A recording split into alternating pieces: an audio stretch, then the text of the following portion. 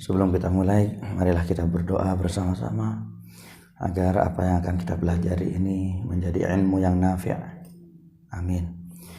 Imam Syafi'i pernah mengatakan, laisal ilmu ma hufidh, innamal ilmu ma nafa'. Ilmu itu bukan yang hanya sebatas dihafal saja, tapi ilmu yang sebenarnya adalah ilmu yang bisa bermanfaat dalam kehidupan kita sehari-hari. Dalam artian bukan berarti menghafal itu tidak penting, karena yang bilang ini adalah Imam Syafi'i. Imam Syafi'i tentu saja hafalannya banyak. Beliau hafal Quran 7 tahun, hafal kitab Al-Muwatta 10 tahun. Untuk hafal Al-Quran ini insya Allah sampai sekarang banyak anak-anak kecil yang umur 7 tahun sudah hafal. Tapi untuk hafal hadis sampai kitab Al-Muwatta 10 tahun masih belum, jarang masih sampai sekarang. Makanya sebagian ulama membedakan antara ilmu dengan maklumat. Maklumat itu cuma knowledge, information. Saya ceramah di sini berjam-jam sampai berbusa, tapi kalau jenengan pulang kemudian jenengan tidak bisa mengamalkan apa yang sudah saya sampaikan, berarti itu maklumat namanya. Maklumat itu artinya cuma pengetahuan. Adapun ilmu itu adalah cahaya. Hanya Allah yang bisa memberikan ilmu ke dalam hati kita. Inilah yang kita minta dari Allah supaya ilmu kita bermanfaat. Oke. Pada kesempatan kali ini Takmir request untuk membahas tentang tarhib Ramadan, karena sebentar lagi kita akan kedatangan tamu agung bulan Ramadan. Kalau kita mau menganalogikan orang tua kita di kampung, kalau sudah mau ada tamu itu mereka benar-benar berbenah, siap-siap, spray diganti, rumah dipel. Bahkan kadang kalau tamunya benar-benar tamu besar, misal calon besan atau mau nikah gitu, itu dicat, rumah itu dicat gitu.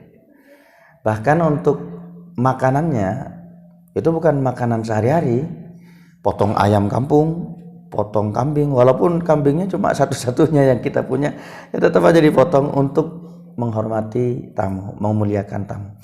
Ini adalah akhlak yang benar sesuai dengan ajaran dari Islam. Kenapa dalam Islam memang kita diajari untuk memuliakan tamu, siapapun itu.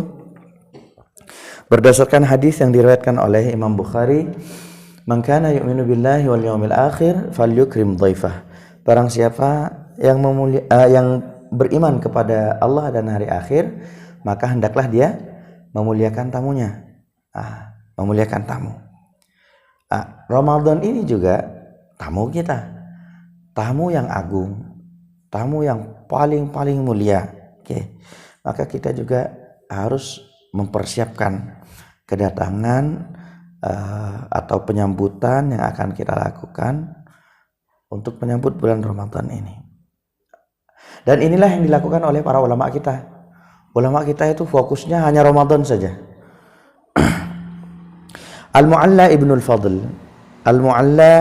Fadl, beliau sampai mengatakan ulama kita itu, orang-orang zaman dahulu, kanu yad'una Allah 6 ashhur ayyuballighahum Ramadan, thumma yad'unahu ba'da dhalika 6 ashhur ayataqabbala minhum. 6 bulan sebelum Ramadan itu tiba, mereka tiap hari berdoa, ya Allah, sampaikanlah kami ke dalam bulan Ramadan.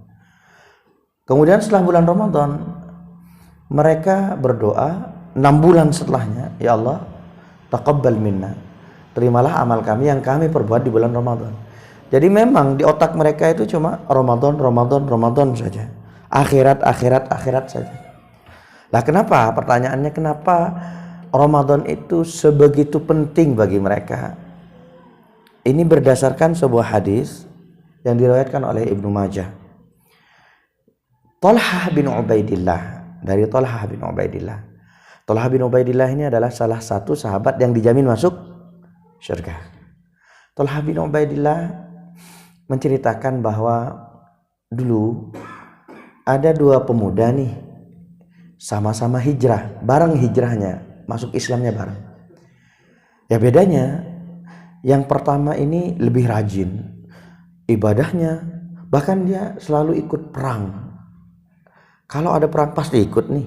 Yang kedua biasa-biasa saja, artinya biasa, ya dia ibadah, istiqomah juga, tapi tidak serajin yang pertama. Bahkan kadang kalau ada perang, ya dia gak ikut gitu. Sehingga yang pertama yang tadi yang lebih rajin nih mati duluan, karena setiap perang ikut dia nih, mati syahid. Kemudian Thalha bin Ubaidillah ini bermimpi tentang dua pemuda ini.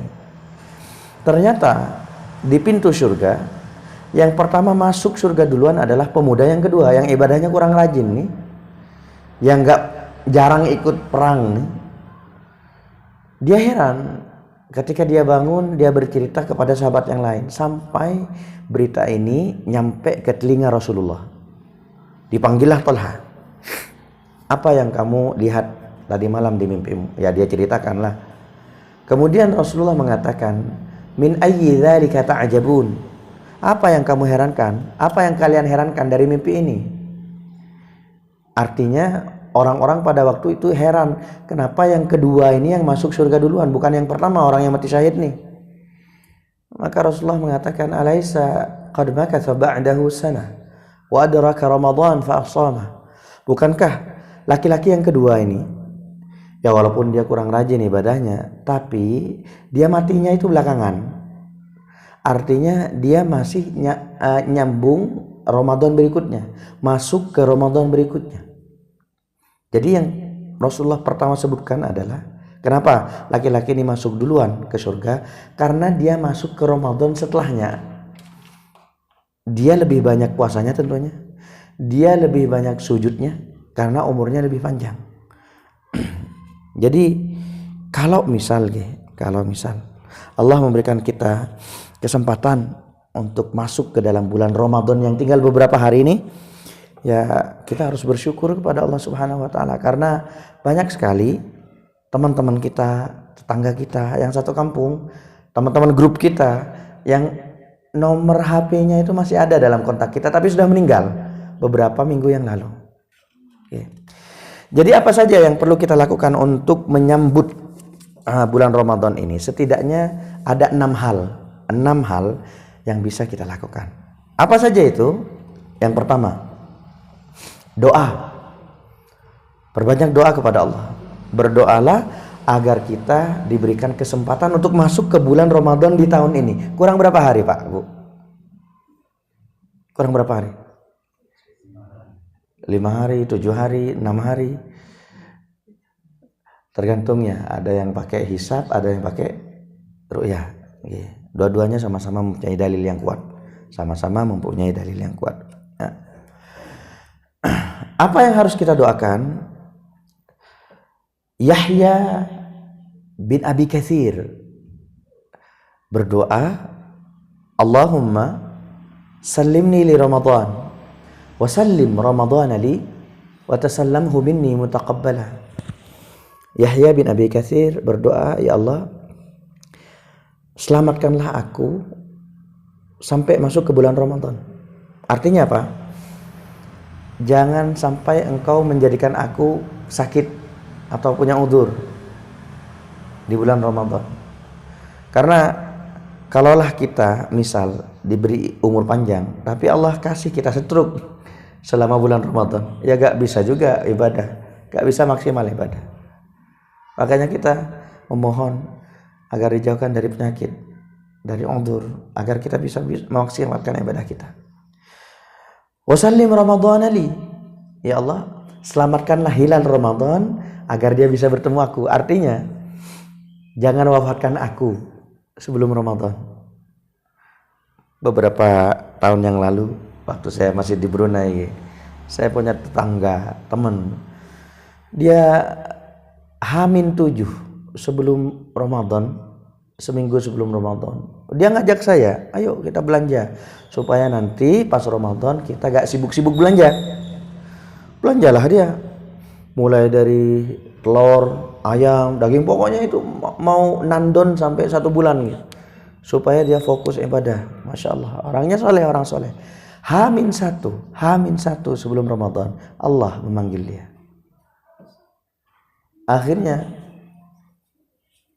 semua yang dia tandon, mulai dari daging, ayam, ya saya makan.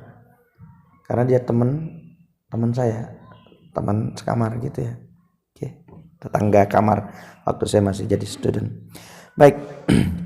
Jadi kita berdoa kepada Allah agar kita dipanjangkan umurnya. Memanglah umur ini ada waktu-waktunya, gak akan bertambah sedikit pun dan gak akan mundur sedikit pun. Tapi apakah Allah berkuasa untuk memanjangkan umur kita? Berkuasa. Yamhullahu ma yasha wa yuthbit. Allah menetapkan takdir dan bisa menghapus takdir. Allah Maha Kuasa. Allah Maha Kuasa. Hatta sampai takdir yang benar-benar udah gak bisa berubah, Allah masih bisa mengubah. Allah Maha Kuasa. Makanya ada hadis-hadis yang menjelaskan kalau engkau mau dipanjangkan umurnya, maka sambunglah silaturahim, maka lakukanlah ini, lakukanlah itu. Nah, itu sebagai tips dari Rasulullah SAW. Kemudian yang ketiga, wa tasallamhu minni mutaqabbala. Ya Allah, selamatkan aku di bulan Ramadan dari maksiat-maksiat. Artinya seperti ini. Kita dipanjangkan umur, alhamdulillah. Dikasih kesehatan, alhamdulillah. Tapi kalau kita tidak lepas dari maksiat sampai di bulan Ramadan, ya sami mawon. Kita tidak akan mendapatkan kebaikan dari bulan Ramadan kalau kita tidak bisa lepas dari maksiat di bulan Ramadan. Maka kita berdoa kepada Allah Subhanahu wa taala. Ada sebenarnya doa lain yang biasa dibaca di masjid-masjid. Allahumma ballighna Ramadan. Nggih. Allahumma ballighna Ramadan. Biasanya dibuat zikir nggih. Allahumma barik lana fi Rajab wa Sya'ban wa ballighna Ramadan. Itu biasanya di masjid-masjid, biasanya. Masjid-masjid NU lah khususnya. Itu adalah doa juga, doa. Ya walaupun sanadnya dhaif, sanad dari doa ini adalah dhaif, tapi untuk masalah doa ini bebas nggih, luas. Jenengan boleh berdoa apapun, pakai bahasa apapun, isinya apapun, terserah, bebas. Oke. Itu yang pertama, perbanyak doa dari sekarang. Mudah-mudahan Allah memperpanjang umur kita, ngasih kesehatan pada kita, memberikan kekhusyuan dalam beribadah sehingga kita bisa meninggalkan maksiat. Yang kedua, persiapan lahir dan batin. Persiapan lahir itu pasrahkan sama ibu-ibu. Bapak-bapak tinggal kasih uang saja. Apa persiapan lahir? Pertama, keperluan-keperluan selama bulan Ramadan yang inti-inti yang bisa menghabiskan waktu jenengan pas puasa, daripada jenengan habiskan banyak waktu di pasar keliling-keliling, mending dibeli sebelum Ramadan. Khususnya apa? Pangapunten, baju lebaran. Kenapa? Biasanya ibu-ibu sudah mulai meninggalkan masjid-masjid pas akhir-akhir Ramadan. Kenapa? Berburu diskon baju lebaran. Padahal waktu yang paling penting adalah Ashrul Awakhir, 10 hari terakhir. Tapi kenyataannya banyak yang tak bertahan. Kita sudah mulai sibuk khususnya di 5 hari terakhir untuk belanja. Alhamdulillah Ustaz, saya gak pernah belanja, gak pernah menghabiskan waktu di mall, tapi saya belanjanya di Shopee. Ibu-ibu kalau belanja di Shopee itu satu malam bisa scroll, masukkan keranjang, gak ada yang dibeli. Itu pertimbangannya sampai berhari-hari. Apakah selama mempertimbangkan itu sampai berhari-hari itu jenengan berzikir?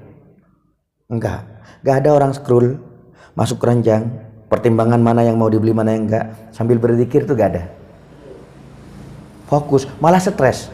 Istri saya itu kalau sudah, dia sering lihat baju-baju, masuk keranjang, masuk. Pas saya lihat 98 yang mau dia pakai di Lebaran. 98 baju yang sudah dia masukkan keranjang. Dengan santainya dia mengatakan, pilihin dong. 98 pilih satu itu berat Pak, Bu. Stres. Milih satu-satu itu stres loh. Stres. Jadi usahakan kita kalau memang mau belanja baju untuk keluarga, belilah sebelum Ramadan. Harganya Ustaz, sebenarnya harganya sama saja sebenarnya. Cuma bedanya sebelum Ramadan H-1 itu di-up dulu. Baru nanti di diskon 50%. Harganya awalnya ya 100.000. Sebelum Ramadan di-up 200.000. Nanti pas mau lebaran diskon 50%. Balik lagi ke 100.000. Kebanyakan seperti itu. Ya itu marketing lah. Marketing. Itu persiapan lahir. Tapi untuk persiapan lahir apalagi kebutuhan-kebutuhan harian, saya rasa insya Allah ibu-ibu gak perlu dikhawatirkan, pasti siap tuh. Bahkan orang yang gak pernah sholat, orang yang gak puasa sekalipun, saya ada teman, saya berteman dengan semuanya Pak. Kalau untuk khalil, teman dekat, saya pilih yang soleh-soleh, yang bisa mengingatkan saya pada kematian, pada akhirat, saya pilih itu. Pilih-pilih teman dekat. Tapi kalau untuk temen mau pangapunten preman kah, mau pencoleng kah, saya temenin. Semuanya saya temenin. Ada teman saya itu, ya dia gak puasa, cuma kalau sudah mau masuk bulan Ramadan, dia bilang sama istrinya, suruh belanja kurma. Apa kata dia? Untuk apa? Istrinya lah nanya, untuk apa kita belanja kurma banyak-banyak? Ya kata Ustadz kan, buka puasa itu sunnahnya pakai kurma, tapi dia gak puasa. Jadi bagi dia belanja itu penting, belanja persiapan Ramadan itu penting, walaupun di Ramadan dia gak puasa gitu. Tapi insya Allah nih ya, maksud saya gini, hatta orang yang gak puasa pun mempersiapkan barang-barang untuk bulan puasa, apalagi yang puasa.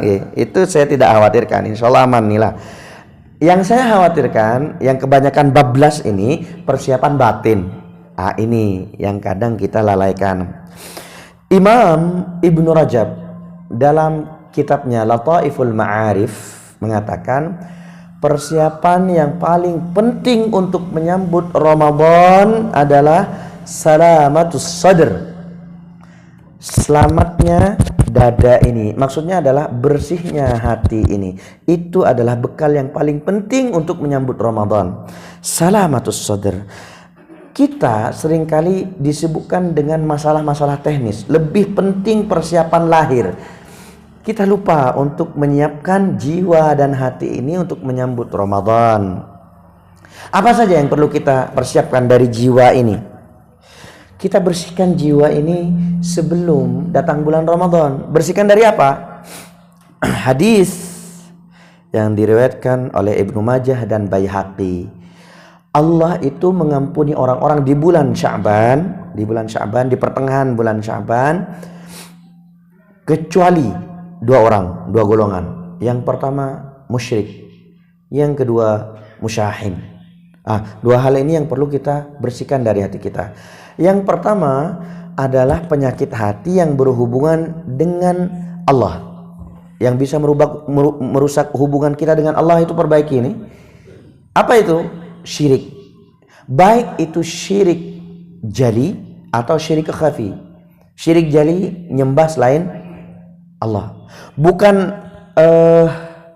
syirik ini artinya apa Pak, Bu? Menyekutukan Allah. Kita nyembah Allah, tapi juga nyembah yang lain. Itu maknanya syirik. Syirik itu bukan berarti kita gak nyembah Allah kemudian nyembah yang lain saja, enggak. Nyembah patung saja enggak. Kita nyembah Allah nih, tapi kita juga nyembah yang lain. Itulah yang dilakukan oleh kaum Quraisy. Kaum Quraisy, mereka nyembah Allah juga, tapi mereka kurang serak gitu ya, kalau tidak ada yang nyatanya, yang bisa dilihat, yang bisa disentuh, patung. Amr bin Luhai al-Khuzai ini adalah orang pertama yang mencetuskan patung. Dia bawa patung dari negeri Syam ke Ka'bah, orang pertama. Setelah itu baru berkembang ya patung-patung yang lain. Jadi Amr bin Luhai al-Khuzai ini pergi ke Syam, dagang.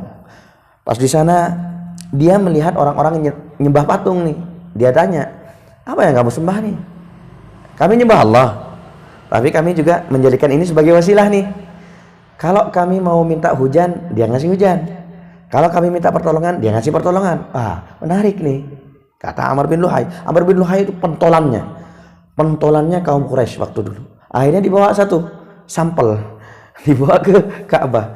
Akhirnya orang-orang juga nyembah itu. Selain nyembah Allah, ya walaupun setelah itu berkembang lah, bukan hanya patung itu. Setiap orang yang kaya bikin patung dari emas, dari perak, dari besi. Orang yang menengah perekonomiannya itu buat patung dari batu, dipahat dari kayu. Orang yang miskin dari gandum, pakai susu dilumuri. Nanti kalau lapar diambil lah satu-satu, tangannya dimakan untuk mengisi perut. Artinya orang-orang seperti ini ya memang mereka ingin tampak gitu. Yang mereka sembah itu harus tampak. Mereka believe apa yang mereka lihat. Kalau mereka lihat, mereka makin percaya, makin mantap tuh dalam hati. Ini salah, ini syirik jali, syirik yang nyata. Tapi ada juga syirik khafi, syirik yang tersembunyi. Apa itu? Syirik kecil, riya, sum'ah. Riya, sum'ah. Riya apa artinya? Ingin dilihat. Sum'ah artinya ingin diakui. Sum'ah itu ingin diakui. Kita ibadah, kita sedekah. Kalau ada perasaan ingin diakui, segera hapus, segera bersihkan hati, karena ini adalah syirik yang khafi. Ala ukhbirukum bima huwa akhwafu alaikum indi minal masih ad-dajjal, kata Rasulullah. Tahukah kalian apa yang paling aku takutkan dari umatku? Lebih besar, lebih aku takutkan dari fitnah dajjal. Apa kata Rasulullah? Asyirkul khafi, syirik yang tersembunyi, yaitu riya, sum'ah. Itu yang pertama. Yang kedua adalah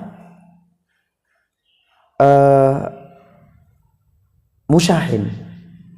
Musyahin ini penyakit hati, tapi berhubungan dengan hal yang merusak hubungan kita dengan manusia. Iri, dengki, dendam. Makanya kalau kita masih dulu, kemarin-kemarin pernah tengkar nih suami istri, sebelum bulan Ramadan bersihkan hati itu, saling maaf-maafan. Pernah punya masalah dengan tetangga, saling maaf-maafan. Sebenarnya sunnahnya itu saling maaf-maafan sebelum Ramadan, bukan pas hari raya. Sebelum Ramadan, kita ingin masuk Ramadan itu dalam keadaan hati yang bersih, sudah dimaafkan sama tetangga.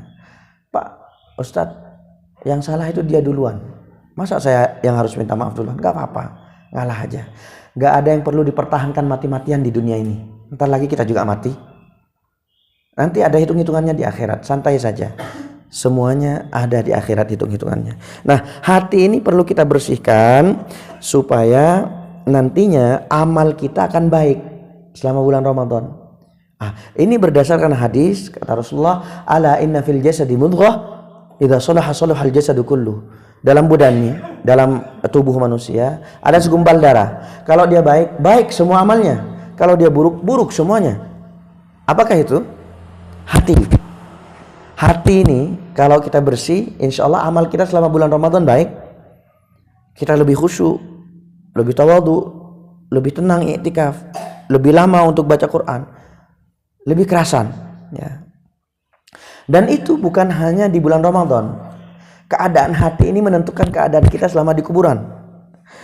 Ibnul Qayyim dalam Zadul Ma'ad, dia pernah mengatakan, anna halal abdi fil qabri kahalil qalbi fis sadri na'iman wa 'adzaba. Keadaan hati ini selama di dunia itu menentukan keadaan dia selama di kuburan. Kalau hatinya selama di dunia itu sempit, sesek terus, gak pernah merasakan kebahagiaan, ketentraman, kedamaian, maka ada kemungkinan nanti dia di akhirat juga sama, di kuburan dia sempit, terhimpit. Tapi kalau hatinya itu lega, tenang, damai, tentram, pasrah kepada Allah, insya Allah di kuburan juga dia lapang, kata Ibnul Qayyim. Itu yang kedua, persiapan lahir dan batin. Lahir itu masalah holistik, batin itu masalah hati. Bersihkan hati kita. Yang ketiga yang perlu kita persiapkan, kuatkan niat untuk memuliakan Ramadan.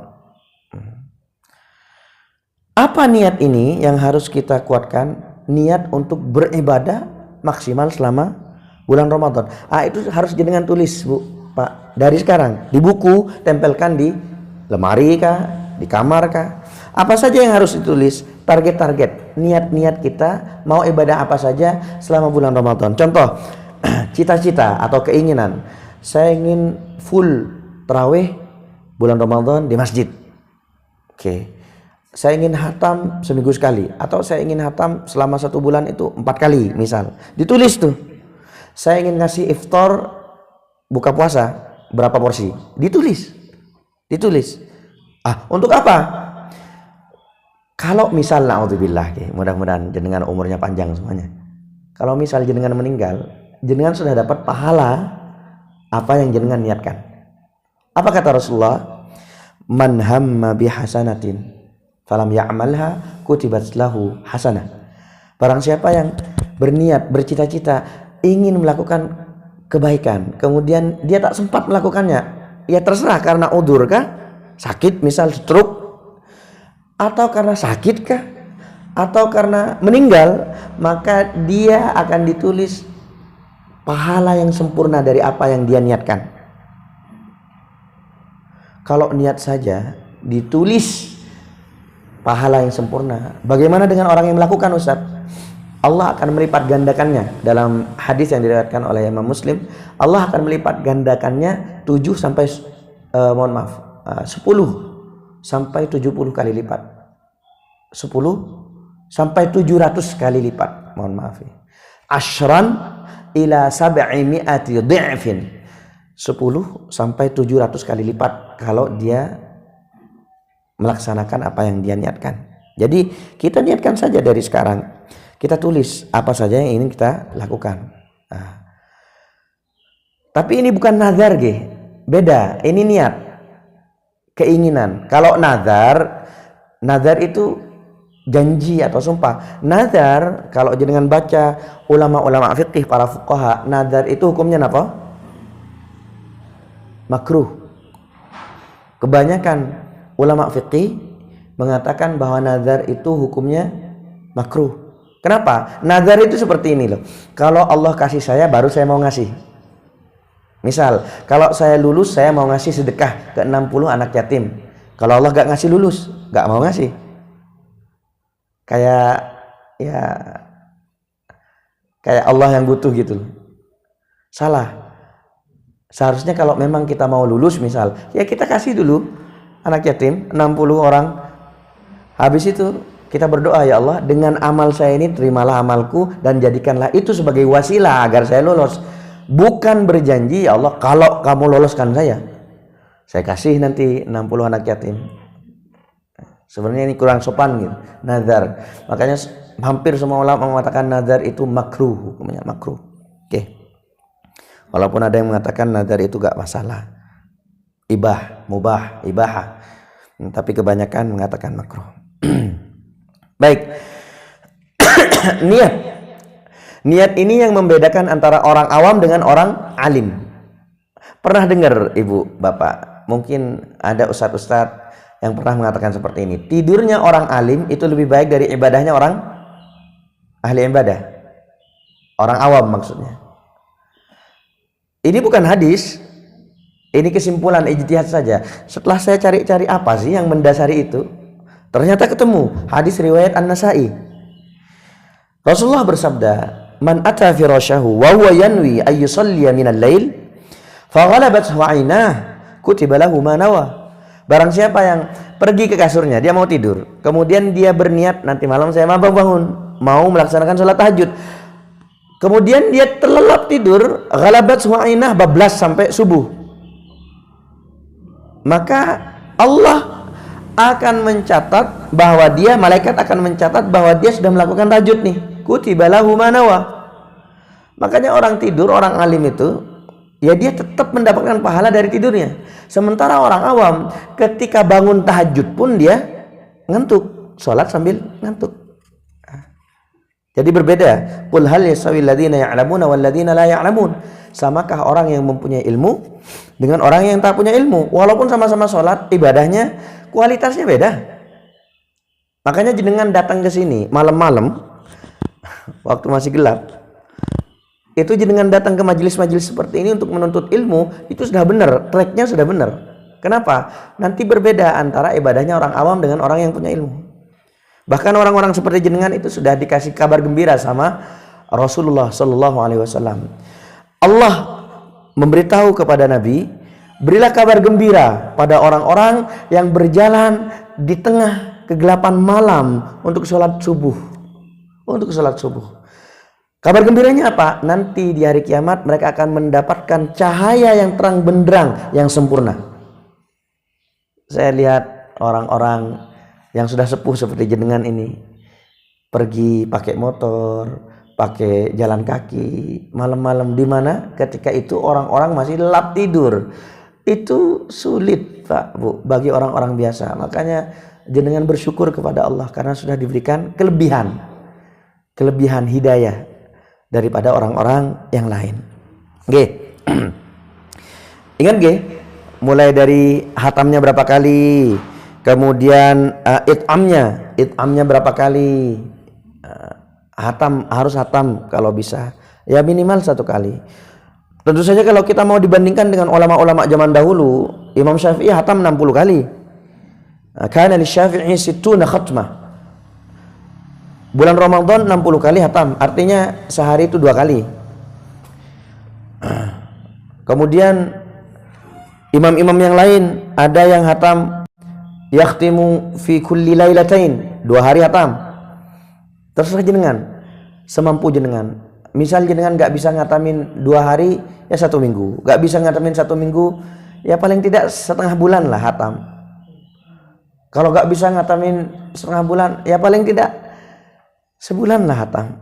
Ada nggak dari kita yang niatnya itu hatam, mau hatam nih, tapi pas bulan Ramadan nggak hatam-hatam? Jarang yang hatam. Kenapa? Itu pertama memang kurang niat, nggak ada target. Yang kedua, ada kemungkinan hati jenengan masih full sama dosa. Masih full sama dosa. Oke. Karena gini, Bapak Ibu yang dirahmati Allah,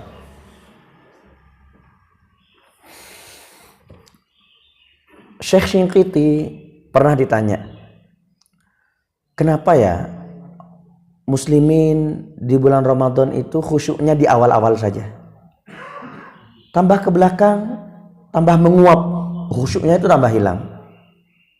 Termasuk saya, kata muridnya ini. Ya kita akuilah, bulan Ramadan tuh pas minggu pertama itu sampai keluar mungkin ke jalan raya orang yang sholat tarawih. Tapi sudah masuk minggu kedua, minggu ketiga tambah maju. Bukan ada kemajuan, tambah maju softnya. Syekh Shinqiti mengatakan itu karena dosa yang mereka bawa ke dalam bulan Ramadan. Jadi mereka melakukan maksiat-maksiat di luar bulan Ramadan, dosa-dosa di luar bulan Ramadan. Kemudian mereka bawa dosa-dosa itu ke dalam bulan Ramadan. Artinya hati mereka belum suci, belum dibersihkan, belum istighfar banyak-banyak sebelum bulan Ramadan. Itulah kenapa kekhusyuan dalam hati mereka cepat menguap. Makanya pas bulan Ramadan awal-awal kita baca itu 1 juz, tambah ke belakang setengah juz, tambah ke belakang 1/4 juz, berkurang terus. Itu kalau sudah ada seperti itu, kita ingatkan diri kita istighfar, astagfirullah, supaya kita semangat lagi. Oke. Kemudian yang keempat, persiapan, pemanasan. Persiapan yang keempat adalah pemanasan. Pemanasan apa? Pemanasan ibadah. Pemanasan ibadah. Sama kayak kalau jenengan mau olahraga bola atau renang, harus stretching dulu supaya tidak mudah capek, supaya tidak mudah kram. Sama bulan Ramadan nanti kita akan ngebut nih, ngegas. Tapi itu tidak akan mungkin istiqomah sampai akhir bulan Ramadan kalau kita tidak pemanasan dulu. Pemanasannya kapan? Sebelum bulan Ramadan. Biasanya jenengan yang jarang ngaji, dari sekarang nih udah mulai itu, setiap kali duduk, setiap kali sholat, bacalah 2 lembar. Berarti 1 hari 1 juz. Kana al-Aswad ibnu Yazid yaqra'u fi kulli lailataini fi Ramadan. Aswad bin Yazid 2 hari hatam. Kana Sufyan ats-Tsauri. Sufyan ats-Tsauri ketika masuk bulan Ramadan, beliau fokusnya sama Quran aja. Beliau meninggalkan ibadah-ibadah yang lain. Sama dengan Imam Malik. Imam Malik itu pengajiannya besar, murid-muridnya banyak. Sekali ngaji, sekali pengajian itu sampai ribuan yang hadir. Bahkan sampai puluhan ribu. Tapi ketika bulan Ramadan, beliau libur. Fokusnya sama apa? Quran. Fokusnya sama Quran. Dan beliau baca bin Nadhr. Beliau hafal Quran, tapi ketika bulan Ramadan beliau bacanya sambil lihat. Karena beliau ingin mendapatkan pahala di matanya juga, digunakan untuk melihat walaupun sudah hatam, walaupun sudah hafal. Kemudian selain baca Quran, kita juga tingkatkan lagi ibadah sholat kita, kualitas sholatnya lebih khusyuk lagi. Yang biasanya ke masjid cuma subuh sama maghrib, kita tambah nih duhurnya, asarnya, isyanya sebelum bulan Ramadan. Nanti pas bulan Ramadan kita sudah terbiasa.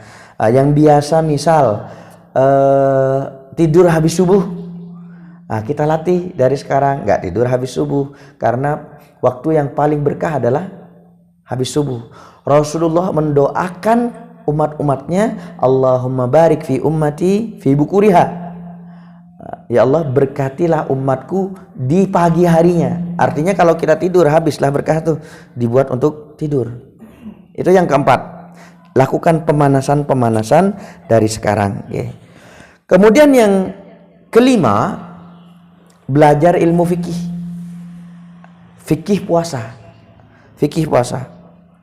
Kenapa perlu belajar? Supaya jenengan berkualitas dan benar puasanya. Karena banyak sekali orang-orang yang salah paham. Dia nyangkanya itu batal, padahal enggak. Contoh sederhana. Tidak sedikit orang yang menyangka bahwa pakai sikat gigi, pakai pasta gigi itu membatalkan puasa. Enggak. Banyak orang yang menyangka bahwa kumur-kumur di siang hari itu membatalkan puasa. Enggak. Ya kecuali korupsi, kumur-kumurnya masuknya 3 gayung, keluarnya cuma 1 gayung. Nah, itu korupsi, beda lagi, batal tuh. Tapi kalau gak korupsi enggak, aman. Ada salah seorang jamaah, dia cerita kepada saya sakit Ustaz. Kenapa sakit? Ya maklumlah, pengantin baru katanya. Pengantin baru. Jadi dalam pemahaman dia, setiap berhubungan jima itu harus langsung mandi di bulan Ramadan. Kenapa? Untuk menghormati bulan Ramadan. Jadi kalau seperti jenengan yang sudah sepuh-sepuh, insya Allah mungkin jimanya mungkin seminggu 2 kali, 3 kali, atau paling rajin mungkinlah semalam itu sekali di bulan Ramadan, paling rajin lah itu. Mandinya artinya cuma 1 kali, pagi hari itu loh. Bisa sebelum sahur, bisa sudah sahur. Tapi bagi yang pengantin baru ini, jadi dia cerita kenapa bisa sakit, drop badannya, karena dia sering mandi malam-malam. Jam 6 mandi, jam 9 mandi lagi, jam 11 mandi lagi, jam 2 mandi lagi, setelah sahur mandi lagi. Semalam 5 kali mandi, gimana gak mau drop? Jadi di pikiran dia, setiap berhubungan, karena ini bulan Ramadan, bulan suci, harus kita hormati. Jangan sampai kita berdiam diri dalam keadaan junub. Setiap habis jima langsung mandi. Semalam bisa sampai 6 kali. Sakit, akhirnya dia gak puasa. Salah nih, salah. Dia mengambil hukum berdasarkan perasaan dia. Berdasarkan perasaan, bukan pakai dalil. Makanya itulah gunanya kita belajar fikih puasa secara spesifik, apa yang makruh, apa yang sunnah, apa yang membatalkan. Termasuk perbedaan ulama di dalamnya. Misal kalau jenengan makan minum gak sengaja, batal atau tidak? Karena jenengan mazhab Syafi'i. Kalau jenengan mazhab Maliki misal, batal. Kenapa? Mazhab Syafi'i, mazhab Hambali, mazhab Hanafi, jumhurul ulama mengambil hadis Rasulullah bersabda, barang siapa yang makan, minum tanpa sengaja, maka sebenarnya dia dikasih makan, dikasih minum sama Allah. Diskon lah. Dia tak perlu mengqadha. Tapi mazhab Maliki tidak. Mazhab Maliki memandang itu sebagai hadis yang dhaif, hadis yang lemah, sehingga ketika jenengan lupa makan minum dalam waktu puasa wajib qadha. Mazhab Maliki. Mazhab Maliki. Oke. Itu perbedaan antar ulama. Jadi banyak hal-hal yang kontras. Meskipun dalam bab puasa ini, fikih puasa, kontras, sama-sama punya dalil. Nah, kita harus tahu tuh kita ngikutin yang mana. Kita ngikutin yang mana secara spesifik tentunya. Apalagi biasanya pembahasan dalam fikih Ramadan yang jenengan ragu, ini batal enggak ya? Ini boleh enggak ya? Itu pelajari. Nanti bisa ditanyakan lah. Saya tutup dengan yang keenam. Yang keenam yang perlu jenengan persiapkan sebelum bulan Ramadan, tinggal beberapa hari ini, bayar hutang. Ibu-ibu, bukan bapak-bapak, bayar hutang puasa. Yang masih punya hutang, bayar sekarang. Karena ketika jenengan masuk ke bulan Ramadan berikutnya nih, masih ada hutang, ya walaupun ulama berbeda pendapat, ada yang mengatakan jenengan kalau sudah masuk ke dalam Ramadan berikutnya, punya hutang nih, masuk ke Ramadan berikutnya, maka nanti bayarnya bukan hanya qadha tapi plus fidyah. Itu menurut pendapat mazhab Syafi'i. Tapi menurut pendapat mazhab Hambali, qadha saja tapi jenengan berdosa karena sudah lalai. 1 tahun dikasih kesempatan, enggak bayar-bayar.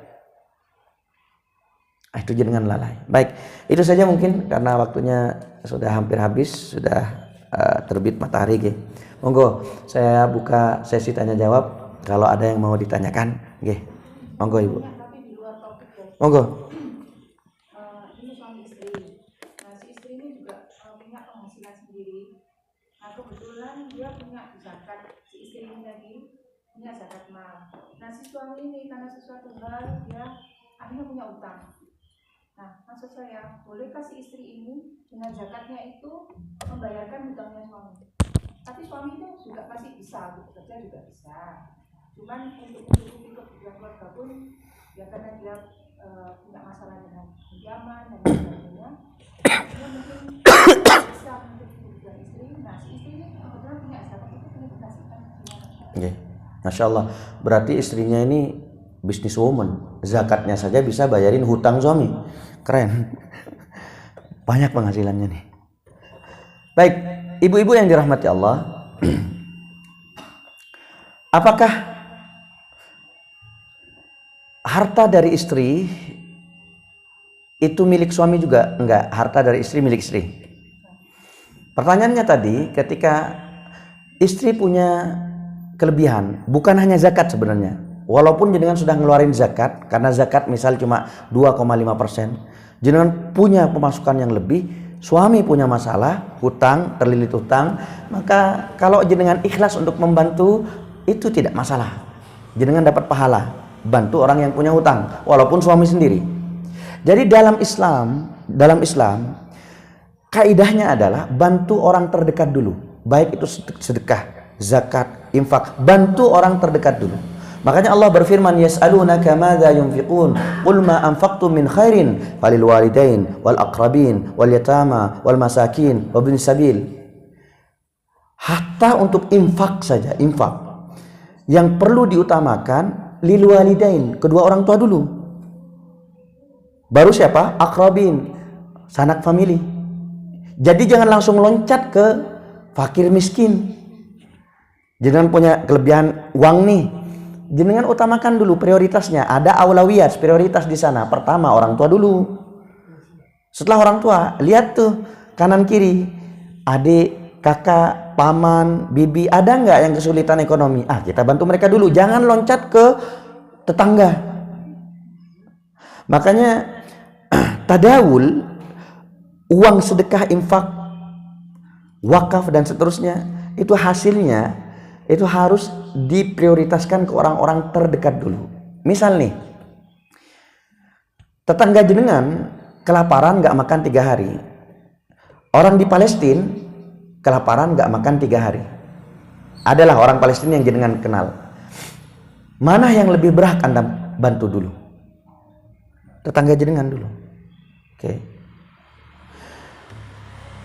Jenengan mau infak ke anak yatim nih karena tahu pahalanya besar. Tapi orang tua jenengan punya hutang. Berarti jenengan infak saja ke orang tua agar beliau bayar hutang. Pahalanya sama. Pahalanya sama, lebih besar karena memang urutannya adalah orang-orang terdekat dulu. Makanya kalau seandainya Islam itu dipraktekkan, insya Allah tidak ada yang miskin. Karena setiap kampung pasti ada orang kayanya. Pasti ada orang kayanya. Masalahnya orang kayanya ini lebih memilih untuk berinfak kepada orang yang jauh di negeri sana, di kampung sana. Walaupun itu tidak ada halangan, nggak masalah. Jadi kita dahulukan dulu yang dekat-dekat dulu, baru yang jauh gitu. Kalau seandainya yang dekat-dekat didahulukan, insya Allah tidak ada yang kelaparan, tidak ada yang kekurangan, tidak ada ustadz-ustadz yang misal nunggak kontrakannya, nggak ada. Kenapa? Karena setiap orang yang kaya memperhatikan orang-orang sekitar. Oke, seperti itu, jadi hukumnya boleh. Mudah-mudahan menjawab. Ada yang lain?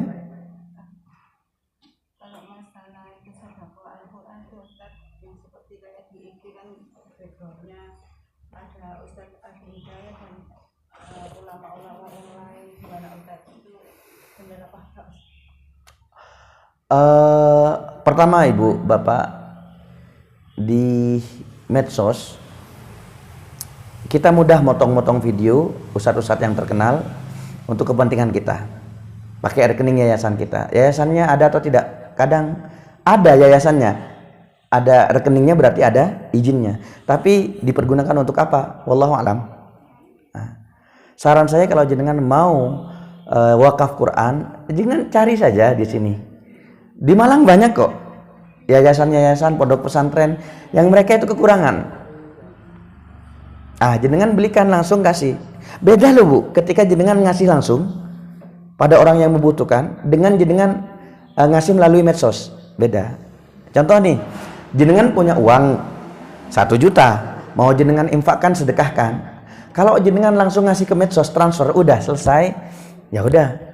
Gak ada rasanya. Tapi kalau jenengan 1 juta nih, setiap ada orang sepuh yang mengais sampah di jalan, jenengan kasih, berhenti jenengan, motor jenengan berhenti, Pak ini buat makan, buat jajan 50.000. Hati itu ngerasa seneng.